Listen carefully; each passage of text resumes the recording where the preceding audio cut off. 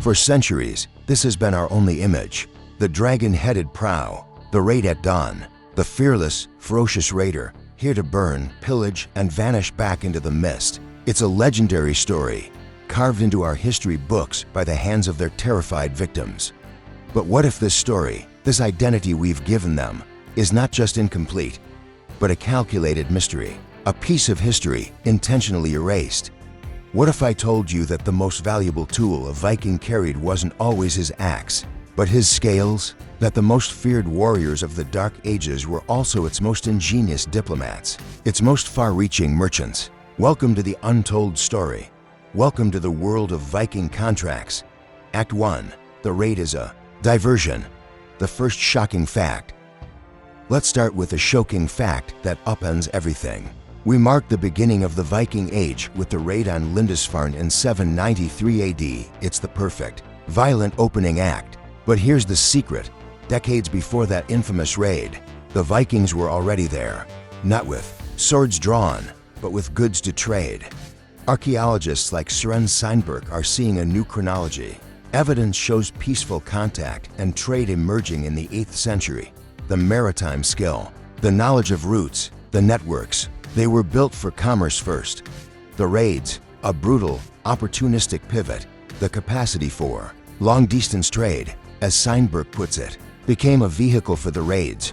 The warrior was born from the merchant, and this merchant needed a home base, not a hidden camp, but a permanent, protected marketplace. Places like Hedeby in Denmark and Birka in Sweden. These weren't random settlements. They were Scandinavia's first true towns, founded by kings and powerful magnates who provided something crucial: protection for a price.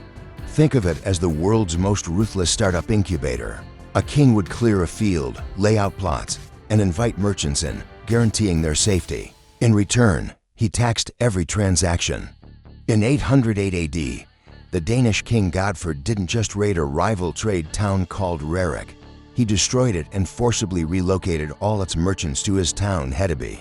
This wasn't mindless violence. This was a corporate takeover. The contract was simple: your safety for my wealth. Act 2. The Silk Road was a river, a global network. Now, follow the money, literally. We have this image of Vikings haunting the coasts of Europe, but their most lucrative trade routes went east. Using their legendary shallow draft ships, they rode and sailed down the great rivers of Russia, the Dnieper, the Volga. Their destination? The unimaginable wealth of the Byzantine Empire and the Abbasid Caliphate. To the courts of Baghdad, these Norse traders brought northern luxuries: furs of fox and beaver, walrus ivory hunted from the remote high Arctic, amber, and yes, slaves. And what did they take home? Silver. On an industrial scale, tens of thousands of Arabic dirhams have been found in hoards across Sweden and the Baltic. This silver was the lifeblood of the Viking economy, melted down into jewelry or weighed out on scales to buy anything from a sword to a plot of land. This was the true Viking Silk Road, and its proof is in the graves. In the Oseberg ship burial in Norway, the final resting place of a powerful woman, archaeologists found silk. Not just any silk. Analysis showed it was woven with techniques from Persia or Central Asia. That single, fragile fragment tells a story of a journey over 4,000 miles. This is not the loot of a raider who stumbled upon treasure. This is the possession of a connected elite, plugged into a globalized network. Act 3. The pen and the comb, tools of peace. But the story gets more personal. Let's shatter another myth: the filthy, unkempt barbarian. Their enemies, the Christian monks they raided, described them as such. But the archaeological record, and even some honest chroniclers, tell a different tale. A 12th century English chronicler, John of Wallingford, complained that Danish Vikings in England were too attractive.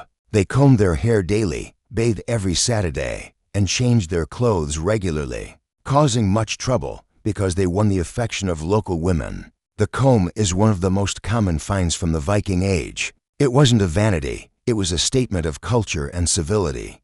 And what about law and order? For that, we go to the edge of the world, Iceland. Here, in 930 AD, on the dramatic rift at Hingvellir, Vikings established the Althing, the world's oldest surviving parliament. Without a king, they chose to gather and thrash out a legal code peacefully. This was a society built on spoken word, negotiation, and communal agreement, a contract on a national scale. And for the long, dark winters, they had employment contracts of a different kind. The sagas, these epic stories, passed down and later written, were more than entertainment. They were the social glue, a repository of law, history, and moral code. They were the shared project of a society, the work of skalds, poets, preserving the identity of a people. This was the true secret weapon of Viking survival. Act 4. The double-edged sword, the brutal reality. We cannot, and should not, romanticize this. The capacity for terrible violence was always there. It was the other edge of the sword. The same skills that moved silk and silver also moved human beings. The slave trade was a horrific pillar of their economy. And sometimes, the two worlds, the trader and the warrior, collapsed catastrophically. Take the mystery of the Oxford Massacre. In 2008, beneath Oxford University, builders found a mass grave. Dozens of young men, brutally killed. Forensic analysis revealed they ate a diet high in seafood. Unlike locals, they were Vikings. The date, around 1002 AD.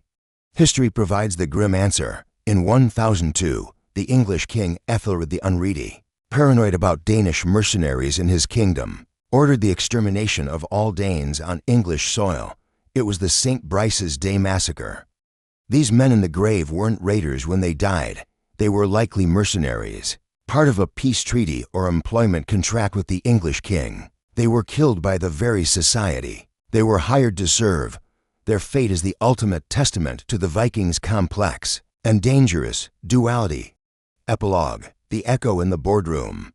So, who were they? The new discoveries from archaeology, from ice patches revealing hunting traps, from DNA, from re-examined coins, give us a clearer, more shocking picture. They were opportunists in the purest sense.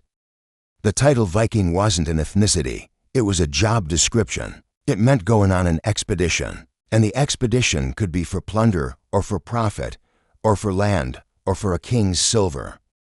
They built the original networked economy. They understood risk, protection, and long-term investment.